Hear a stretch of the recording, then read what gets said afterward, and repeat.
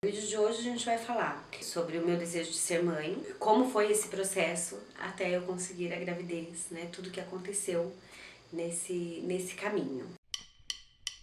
Eu sou a Raquel Prado, eu sou doula. Não, a doula não faz parte. Oi, pessoal. Já começar o vídeo pedindo aí pra vocês que estão curtindo o nosso canal, para se inscrever no canal, para ativar o sininho. Já clica em curtir. O vídeo de hoje vai ser um pouco mais sério, um assunto um pouco mais delicado, e na verdade a gente vai acabar fazendo uma sequência de vídeos, né? Então esse é o primeiro vídeo de uma série de vídeos que a gente vai fazer atendendo a pedidos. Na semana passada eu postei no Instagram, inclusive sigam o meu Instagram. Rafael, depois você bota o meu Instagram na tela. Algumas pessoas pediram que eu contasse um pouco da minha história, né? Como que foi o meu parto, como que eu cheguei até aqui, como que eu me tornei doula.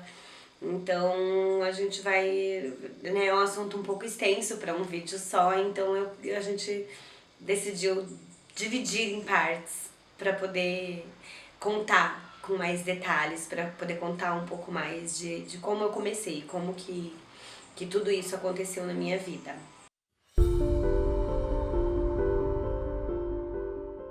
Eu sempre tive um desejo muito forte de ser mãe, desde a adolescência que eu pensava, não, eu quero ter filhos, eu quero ser mãe, eu quero ter muitos filhos, eu já tinha nome de filhos, eu já tinha esse sonho de ser mãe. Mas eu tinha na minha cabeça de que não, eu preciso ter uma estabilidade, precisa que seja na hora certa, vou fazer faculdade, vou estudar, vou trabalhar, depois eu vou pensar nisso. Quando foi por volta dos meus 28 anos, eu decidi que era hora de começar a tentar um filho, né? Começar a planejar e ter esse filho que eu queria tanto.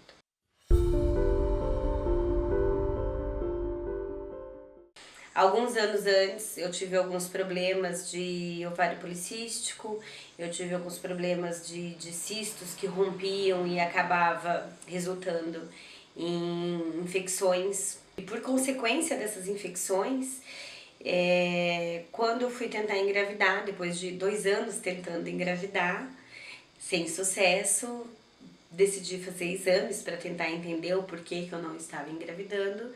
E foi quando veio o diagnóstico de infertilidade, né? Eu tenho uma obstrução tubária bilateral. Minhas tubas são obstruídas, né? Eu tenho aderências, provavelmente consequência dessas infecções que eu tive quando mais nova.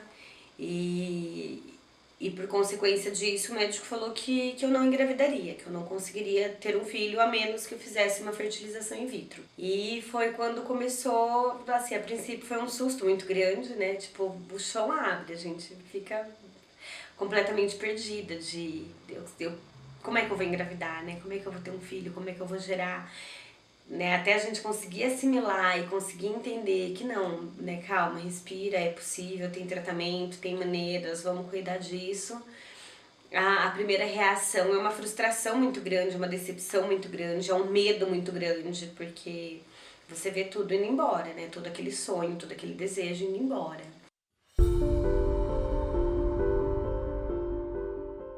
Mas depois de me acalmar e conversar com o médico que me acompanhava na época, ele me indicou uma clínica de fertilização, me indicou uma médica, amiga dele, para me atender. E depois de passar com essa médica e ela explicar como que seria o procedimento, como que aconteceria, o que seria, né, a fertilização, eu falei, então, bora lá, vamos tentar. O processo de fertilização in vitro, ele não é uma coisa assim muito agradável e gostosa de fazer, né? Além de ser muito pesado emocionalmente, são muitas medicações, é uma carga hormonal muito grande para simular todo esse processo que o corpo faria naturalmente e gradualmente.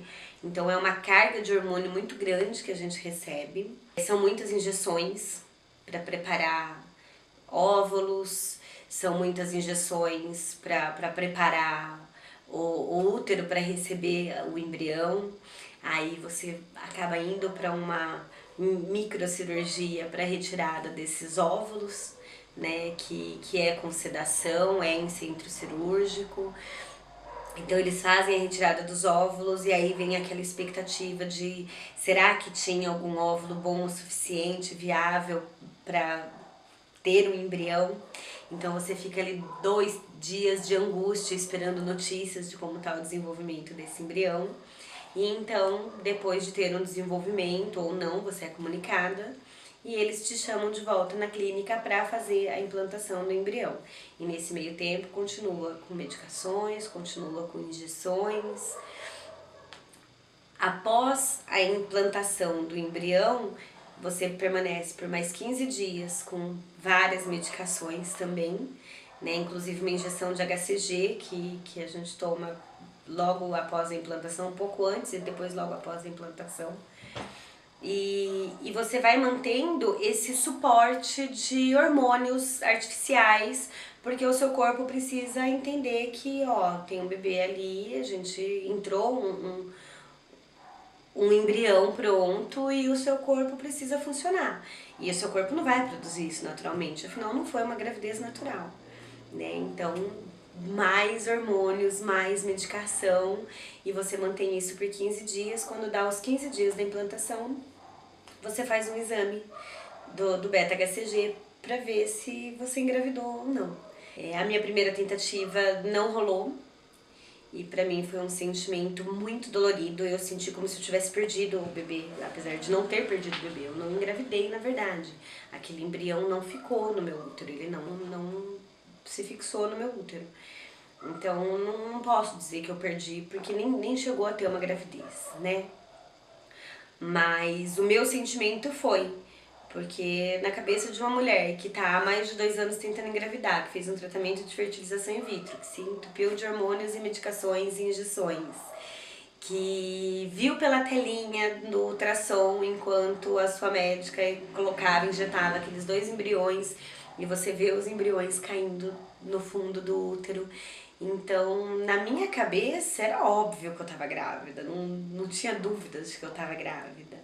E, na verdade, não estava, né? Eu não engravidei, a primeira tentativa falhou, por algum motivo que eu não sei dizer, mas não funcionou. E aí foi hora de começar tudo de novo, né? Depois de alguns dias de luto total, esperamos um tempo ali do corpo recuperar, do ciclo regulado novamente, e aí tentar pela segunda vez. A minha segunda tentativa, ela reajustou medicações, reajustou essa dose hormonal, né, porque entendeu que faltou alguma coisa ali na primeira tentativa que fez não funcionar. E foi quando nós tentamos pela segunda vez, e da segunda vez eu engravidei. Eu lembro do comentário da minha médica, porque eu lembro de uma brincadeira que eu fiz na segunda tentativa. Porque, segundo estatísticas, mulheres até 29, até antes dos 30, ou seja, até 29 anos, as chances são melhores, os embriões são melhores, os óvulos são melhores. Depois dos 30, a qualidade dos óvulos, a qualidade da casinha toda muda. E eu lembro de brincar com a minha médica, porque eu fiz a coleta dos embriões, dos óvulos, a segunda coleta que eu fiz, um dia antes do meu aniversário de 30 anos. E eu brinquei com ela, eu lembro direitinho de olhar pra minha médica e falar assim, hoje eu ainda tenho 29, então meus óvulos são melhores do que se eu deixar pra amanhã. Eu lembro de brincar com ela, ela falou, tá, até parece que muda assim de um dia pro outro, né? Rindo, ela levou super na brincadeira, ela entendeu que eu falei como brincadeira. Eu tenho essa coisa idiota de quando eu tô passando super dificuldade, eu faço piada com tudo, porque eu quero tentar pelo menos trazer um pouco de leveza pras coisas. E eu lembro de brincar com a minha médica falando isso, que eu falei assim, hoje eu ainda tenho 29, então hoje meu óvulo ainda é bom. Tira logo, porque amanhã já não serve mais. Né? E foi no dia do meu aniversário de 30 anos que eu recebi a notícia de que tinha conseguido fertilizar, que eu tinha alguns embriões saudáveis e viáveis, né, da segunda tentativa. A minha implantação foi 2 dias depois, foi no dia 11 de junho, 2 dias depois do meu aniversário de 30 anos. 3 dias depois da coleta. Mas eu lembro muito dela falar que essa questão da idade era algo... Até porque o meu exame do hormônio antimileriano deu que minha reserva ovulatória era bem baixa. Então, assim, eu já estava, pra minha idade, com uma reserva abaixo do que eu esperado. Tanto que, na primeira tentativa, eu só consegui 2 óvulos saudáveis. E na segunda, eu consegui 5 óvulos, dobrando a medicação. Desses 5 óvulos, 2 estavam muito bons, 2 mais ou menos e um bem fraquinho, bem ruinzinho, assim. Então, eu consegui 2 realmente bons. Na primeira tentativa, eu consegui 2 médio. Né? Então, a gente tinha esse agravante da idade, eu já não estava mais tão novinha. Porque é um absurdo, mas 29 anos, quando fala em fertilidade, já é considerado velha, né? Já é considerado. Já é. E quantos embriões implantou na primeira tentativa? 2 nas 2 tentativas.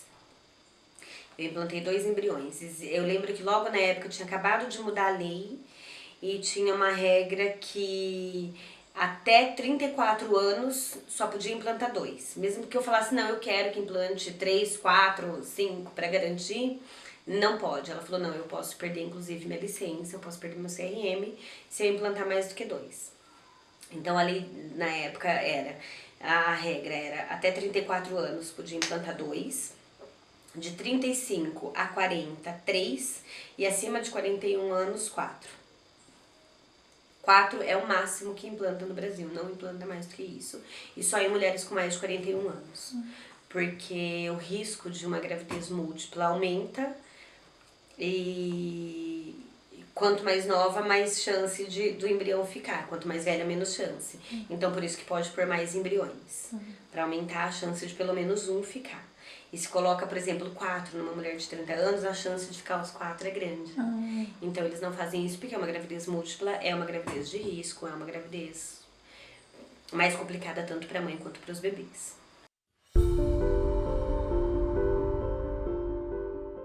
E continuem, não se esqueçam de se inscrever no nosso canal e ativar o sininho, porque na próxima semana a gente vai falar um pouco mais sobre como foi minha gestação e o nascimento do meu filho. Tchau, pessoal! Semana passada que você falou que eu não lembro, você falou, vamos fazer não sei o que lá, você segurando os negócios. Fotos, mais fotos. Mais? Nossa, falou que ia fazer vídeo. Pra colocar na aberturinha do canal, depois a gente vai fazer. Como assim? Eu não entendi muito bem. Ao invés de fotos, vídeos. Pra deixar um vídeo permanente de você, tipo... Igual as fotos que a gente fez, só que vídeos.